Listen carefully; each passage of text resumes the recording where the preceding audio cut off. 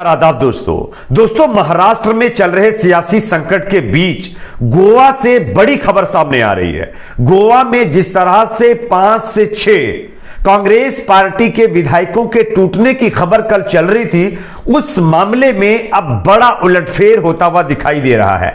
जानकारी के मुताबिक अब कांग्रेस पार्टी के जो 5 से 6 विधायक अभी तक बागी बताए जा रहे थे, वो पार्टी में वापसी कर चुके हैं। और इसके बाद जो घटनाक्रम गोवा से अब सामने आ रहा है वो चौंकाने वाला है। दोस्तों यहां पर कांग्रेस पार्टी की बड़ी जीत होती हुई नजर आ रही है। किस तरह से, इसको लेकर के बड़ी खबर सामने आ रही है जो आगे आपके सामने रखेंगे।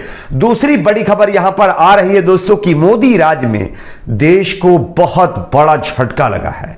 2014 के बाद देश में जो पहले के मुकाबले कर्ज का जो बोझ बढ़ा है उसका ताजा आंकड़ा शेयर किया गया है और इसके जो ताजा आंकड़े सामने आ रहे हैं वो चौंकाने वाले हैं। आगे हम आपको दिखाएंगे कि 2014 के बाद और 2014 से पहले कितना कर्ज भारत के ऊपर था और अब कितना हो गया है। साथ ही साथ तीसरी बड़ी खबर यहां पर आ रही है, महाराष्ट्र गोवा के बाद छत्तीसगढ़ में भी एक कांग्रेस पार्टी के विधायक ने आरोप लगाया है कि उनके पास इनकम टैक्स की टीम जो रेड मारने के लिए आई थी, उसने कहा कि महाराष्ट्र के जैसे एकनाथ शिंदे ने शिवसेना विधायकों को तोड़ा, आप भी उसी तरह से विधायकों को तोड़िए और छत्तीसगढ़ का सीएम बन जाइए। यह कहते हुए एक सनसनीखेज खुलासा खुद कांग्रेस पार्टी के एक विधायक ने किया है। क्या कुछ उन्होंने कहा है, उनके बयान को भी सुनेंगे। उससे पहले एक छोटी सी रिक्वेस्ट करेंगे दोस्तों, अगर आपको भी लगता है कि हमारे देश में जिस तरह से इस सरकारों को गिराने की एक पूरी मुहिम छेड़ी गई है, इस पर लगाम लगना चाहिए। अगर मेरी इस राय से आप सहमत है तो नीचे कमेंट सेक्शन में इस पर 2 शब्द जरूर लिखिए। वीडियो को ज्यादा से ज्यादा लाइक करिए, शेयर करिए, चैनल को सब्सक्राइब जरूर कर लीजिए। बात करेंगे पहली और बड़ी खबर की। आप सभी जानते होंगे कि महाराष्ट्र में सियासी उठापटक अभी भी चल रही है। सुप्रीम कोर्ट से उद्धव ठाकरे गुट को जरूर राहत मिली है, लेकिन उसके बावजूद भी पेच अभी भी फंसा हुआ है। खैर, इस बीच खबर आ रही है कि महाराष्ट्र के बाद अब गोवा में सियासी घमासान शुरू हो गया है। गोवा के अंदर कांग्रेस पार्टी ने आरोप लगाया है कि बीजेपी ने उनके विधायकों को, यानी कांग्रेस पार्टी के विधायकों को बीजेपी ने धन, बल और धमकी दे करके अपने पाले में लाने की कोशिश की है। और इसी को लेकर के अभी एक दिन पहले खबर आई थी कि लगभग 5 से 6 जो कांग्रेस पार्टी के एमएलए हैं वो गायब चल रहे हैं, वो बीजेपी के संपर्क में हैं। लेकिन अब यहां पर ये पूरा जो घटनाक्रम है वो बदल गया। यहां पर अब इस पूरे घटनाक्रम में बड़ा उलटफेर हुआ है। मैं आपको दिखाना चाहता हूं, आप इस खबर को देख सकते हैं। गोवा में कांग्रेस पार्टी के 5 से 6 विधायकों की बगावत की वजह से रविवार को माइकल लोबो जो नेता विपक्ष थे उनको पद से कांग्रेस पार्टी ने हटा दिया था। लेकिन अब जो हालात हैं वो कांग्रेस पार्टी के फेवर में चले गए हैं। इसके बाद सांसद मुकुल वासनिक को डैमेज कंट्रोल के लिए भेजा गया था। अब बताया जा रहा है कि जैसे ही वो गोवा पहुंचे, अब 5 से 6 जो गायब विधायक कांग्रेस पार्टी के लापता चल रहे थे, वो अब कांग्रेस पार्टी के विधायक दलों की जो बैठक हुई है उसमें शामिल होने के लिए पहुंच गए हैं।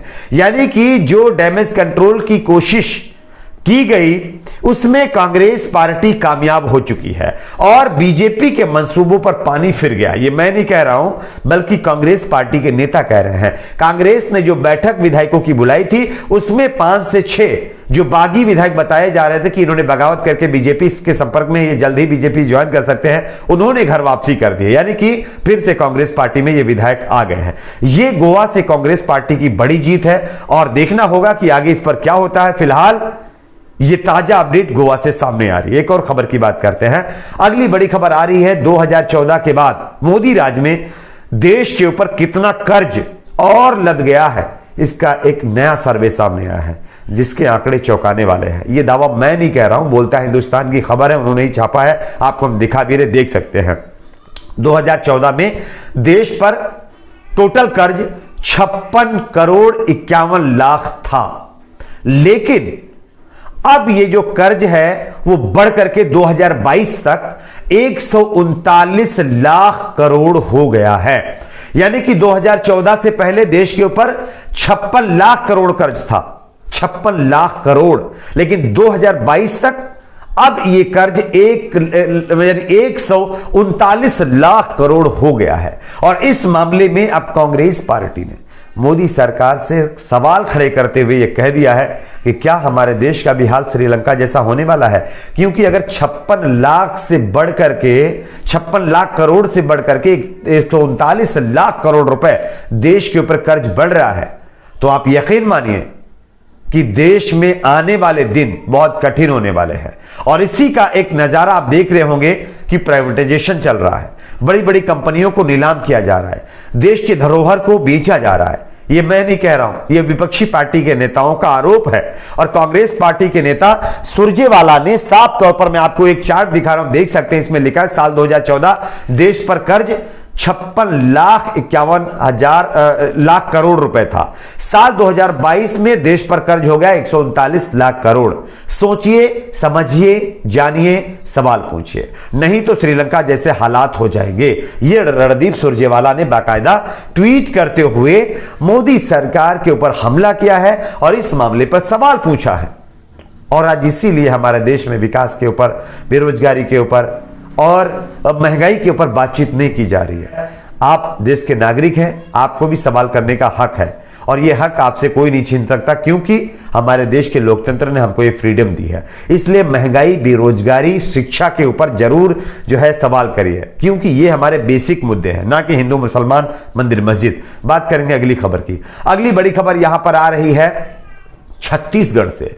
दोस्तों, छत्तीसगढ़ में महाराष्ट्र जैसा सीन करने की कोशिश की जा रही है, लेकिन इस कोशिश को नाकाम करने के लिए छत्तीसगढ़ के सीएम भूपेश बघेल की तरफ से एक बड़ा बयान सामने आया। मैं आपको दिखाना चाहता हूं, बोलता हिंदुस्तान की यह भी खबर है। इसमें लिखा गया है कि रेड मारने आए इनकम टैक्स अधिकारियों ने मुझसे कहा। ये एक कांग्रेस पार्टी के विधायक जो छत्तीसगढ़ के हैं वो कह रहे हैं, उन्होंने साफ कहा है, रेड मारने आए इनकम टैक्स अधिकारियों ने मुझसे कहा, एक नाथ शिंदे की तरह तोड़ो और छत्तीसगढ़ का सीएम बन जाओ। ये कांग्रेस नेता का गंभीर आरोप यहां पर लगाया है और इनकम टैक्स की टीम के ऊपर। अब आप बताइए, इनकम टैक्स के अधिकारी जाते हैं लोगों के घरों पर रेड मारने के लिए, या ये कहने के लिए कि आप एक नाथ शिंदे के जैसे विधायकों को तोड़िए और छत्तीसगढ़ का सीएम बन जाइए।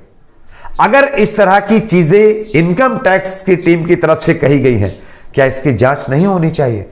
और इसी के चलते तमाम विपक्षी पार्टियां ये आरोप लगाती रही हैं कि ये जितनी भी संस्थाएं हैं इनको अपनी मुट्ठी में करने की कोशिश की जा रही है। किसके द्वारा, या बेहतर जानते हैं, मुझे बताने की जरूरत नहीं है। आप किस पर क्या राय है दोस्तों, नीचे कमेंट बॉक्स में जरूर बताइए। वीडियो को ज्यादा से ज्यादा लाइक करिए, शेयर करिए, चैनल को सब्सक्राइब जरूर।